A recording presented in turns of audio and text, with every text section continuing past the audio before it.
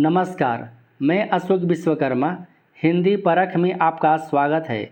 आज के विषय है कबीरदास। इस वीडियो में आप पढ़ेंगे कबीरदास का जीवन परिचय, साहित्यिक परिचय, भाषा शैली, अलंकार, छंद, कबीर के प्रसिद्ध दोहे और कबीर के संबंध में लेखकों का विचार। हिंदी साहित्य से संबंधित वीडियो का प्लेलिस्ट बना हुआ है, आप देख सकते हैं। तो आइए सबसे पहले जानते हैं कबीर का जीवन परिचय क्या है। कबीरदास ज्ञान मार्गी यानी ज्ञानाश्रय यानी संत काव्य धारा यानी निर्गुण काव्य धारा यानी शाखा के एक महान संत और समाज सुधारक थे। कबीरदास का जन्म विक्रम संवत 1455 और या 1398 ईस्वी में हुआ था। यहाँ ध्यान देने की बात है, यह विक्रम संवत 1455 है और ईस्वी सन है 1398। 1398 ईस्वी में आप 57 वर्ष जोड़ेंगे तो होगा विक्रम संवत 1455। कबीर का जन्म स्थान लहरतारा जो काशी के पास है उत्तर प्रदेश में हुआ था। कबीर पेशे से बुनकर थे, वे कपड़ा बुना करते थे। कबीर सिकंदर लोदी के समकालीन थे। इनके पिता का नाम नीरू और माता का नाम नीमा है। नीरू और नीमा जुलाहा दंपति थे। इनकी पत्नी का नाम है लोई। कबीरदास की 2 संतानें थीं, एक पुत्र और एक पुत्री। पुत्र का नाम है कमाल और पुत्री का नाम है कमाली। कबीरदास के गुरु संत स्वामी रामानंद थे। रामानंद काशी के पंचगंगा घाट पर स्नान करने जाते थे। वहीं पर कबीरदास से मुलाकात होती है और रामानंद के शिष्य कबीरदास हो जाते हैं। रामानंद के 12 शिष्यों में एक महिला शिष्या थी जिसका नाम है सूरसरी। कबीरदास का निधन विक्रम संवत 1575 ईस्वी सन कहे तो 1518 ईस्वी में हुआ था।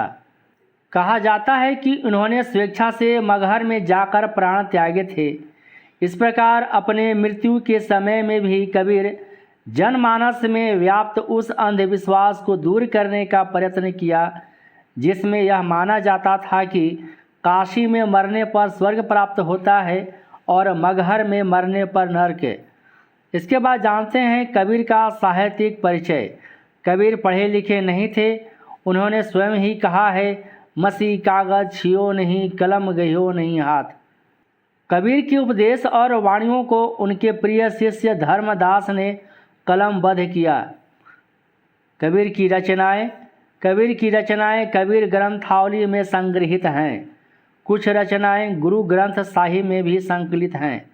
कबीरदास की वाणियों का संग्रह बीजक के नाम से प्रसिद्ध है। बीजक को लिपिबद्ध कलमबद्ध 1464 ईस्वी में धर्मदास ने किया। किसने किया? बीजक का कलमबद्ध धर्मदास ने किया। इसके 3 भाग हैं। पहला है साखी, दूसरा है शबद, तीसरा है रमैनी। कबीर की शिक्षा और उनके सिद्धांतों का वर्णन साखी में हुआ है। इसमें दोहा छंद का प्रयोग किया गया है। साखी के दोहे में राजस्थानी, पंजाबी, खड़ी बोली का प्रयोग किया गया है। साखी शब्द संस्कृत शब्द साक्षी का अपभ्रंश रूप है। साखी का अर्थ है चश्मदीद गवाह। साखी का अभिप्राय जीवन के उस प्रत्यक्ष अनुभव से है जिसका साक्षात्कार करके कवि ने जनता के सामने उपदेश के रूप में व्यक्त किया है। कबीर ने साखी के विषय में कहा है, साखी आँखी ज्ञान की समझी देखू मन माही, बिन साखी संसार को झगड़ा छूटत नाही।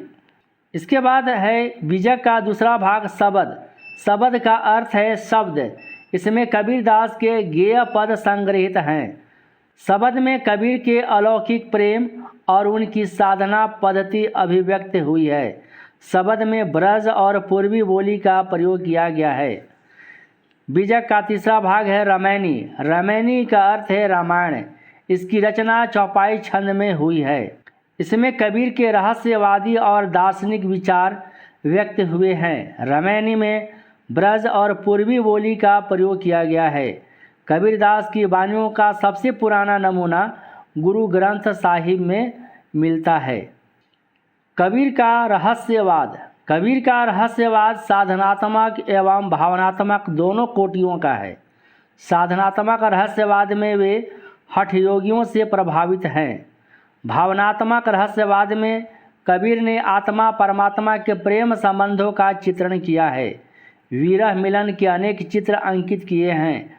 उन्होंने स्वयं को आत्मा स्त्री रूप में और परमात्मा को पति के रूप में चित्रित किया है। उन्होंने लिखा है, राम मोरे पियू में राम की बहुरिया।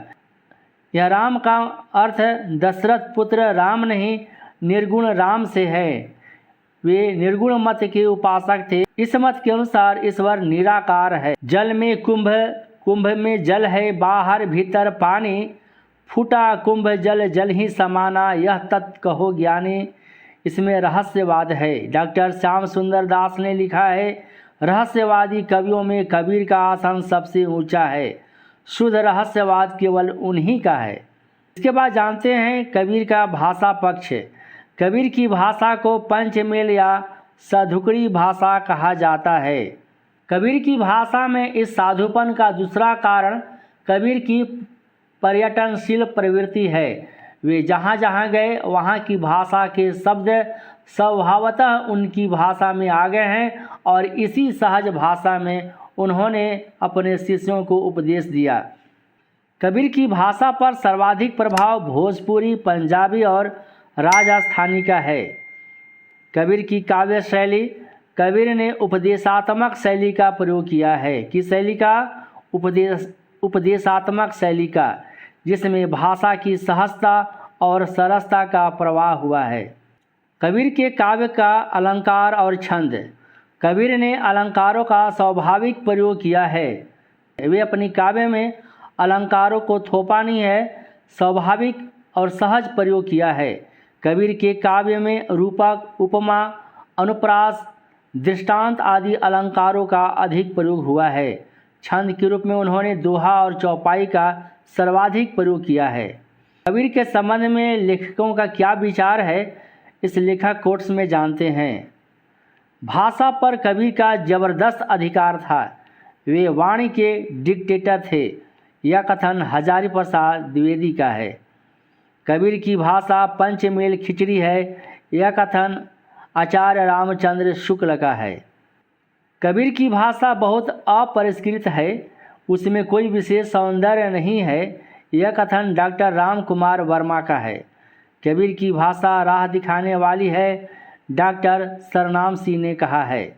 शब्दों के जोड़ तोड़ से चमत्कार लाने के फेर में पड़ना उनकी यानी कबीर की प्रवृत्ति के प्रतिकूल था। यह कथन डॉक्टर श्याम सुंदर दास का है। इसके बाद जानते हैं कबीर की उलट बांसियाँ। उलट बांसी, उलट बांसी का अर्थ है उल्टा अर्थ, यानी उल्टी हुई प्रतीत होने वाली उक्ति। इस उदाहरण से समझते हैं, कबीरदास की उल्टी बानी, बरसे कंबल भीजे पानी। यह ग्रामीण क्षेत्रों में ज़्यादा लोकप्रिय है। यह उलट बांसी। अंबर बरसे धरती भीजे, यह जाने सब कोई। धरती बरसे अंबर भीजे, बुझे बिरला कोई। नाव बिच नदिया डूबी जाए। यह कबीरदास की उलट बांसियाँ हैं।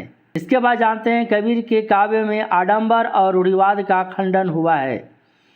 कबीर ने बाह्य आडंबरों का विरोध करते हुए मन से परमात्मा को ध्यान करने का उपदेश दिया। बार बार बाल मुड़ाने वालों से कबीर ने कहा है, केसन कहा बिगाड़िया, जो मुड़े 100 बार, मन को कहा न मुड़िए, जामे विष विकार। माला फेरत जुग गया, मिटा न मन का फेर, कर का मन का डार दे, मन का फेर। कबीरदास हिंदू व मुसलमानों में एकता पर बल दिया। हिंदू और मुसलमानों की उपासना पद्धतियों ने दोनों को अलग अलग कर रखा है, इसलिए दोनों को समान भाव से फटकारा। उन्होंने हिंदुओं को फटकारते हुए कहा, पाहन पूजे तो हरि मिले, तो मैं पूजू पहाड़, ताते यह चक्की भली, पीस खाए संसार। मुसलमानों को फटकारते हुए उन्होंने कहा, कांकर पाथर जोरी के, मस्जिद लई चुनाए, ता चढ़ी मुल्ला बांग दे, क्या बहरा हुआ खुदाए। कबीरदास सांप्रदायिकता का भी विरोध किया। हिंदू कहे मोहे राम प्यारा और तुरक रहमाना, आपस में दो लरी मुए, मरम न कहू जाना। कबीर के काव्य में हिंसा का विरोध किया गया है। बकरी पाती खात है, ताकि काढ़ी खाल, जे नर बकरी खात है तिनको कौन हवाल। दिन में रोजा रखत हैं राति हनत हैं गाय, यह तो खून वह बंदगी कैसी खुशी खुदाए। हिंसा का विरोध इन काव्य पंक्तियों में हुआ है। सतगुरु की महिमा का बखान उन्होंने किया है। सतगुरु की महिमा अनंत अनंत किया उपकार, लोचन अनंत उघाड़िया अनंत दिखावन हार। उन्होंने आगे लिखा है, गुरु गोविंद दो खड़े काके लागू पाए, बलिहार गुरु आपने गोविंद दियो बताए। कबीर के काव्य में प्रेम की महत्ता पर भी जोर दिया गया है। पोथी पढ़ी पढ़ी जग मुआ, पंडित भया न कोय, ढाई आखर प्रेम का पढ़े से पंडित होए। कबीर दास के अन्य महत्वपूर्ण बिंदु जो परीक्षा के लिए अत्यंत उपयोगी है। आचार्य रामचंद्र शुक्ल के अनुसार संत काव्य धारा का प्रथम कवि कबीर दास हैं। हिंदी साहित्य के 1000 वर्षों के इतिहास में कबीर जैसा व्यक्तित्व लेकर कोई लेखक उत्पन्न नहीं हुआ। यह कथन आचार्य महावीर प्रसाद द्विवेदी का है। ज्ञान के क्षेत्र में जिसे अद्वैतवाद कहते हैं, भावना के क्षेत्र में वह रहस्यवाद कहलाता है। यह कथन आचार्य रामचंद्र शुक्ल का है। कबीर सिर से पांव तक मस्त मौला थे। हजारी प्रसाद द्विवेदी। कबीरदास के काव्य मुक्तक काव्य हैं। हिंदी भक्ति काव्य के प्रथम क्रांतिकारी पुरस्कर्ता कबीर हैं। यह कथन डॉक्टर बच्चन सिंह का है। कबीर के राम निर्गुण और निराकार थे। कबीर के प्रसिद्ध दोहे, कबीरा खड़ा बाजार में लिए लुकाठी हाथ, जो घर जा रे अपना चले हमारे साथ। ना मैं देवल ना मैं मस्जिद ना काबे कैलाश में, मोको कहाँ ढूंढे बंदे मैं तो तेरे पास में। तो वीडियो कैसा लगा आप हमें कमेंट कर बताएं।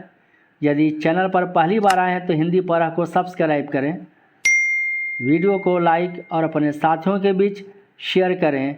नमस्कार।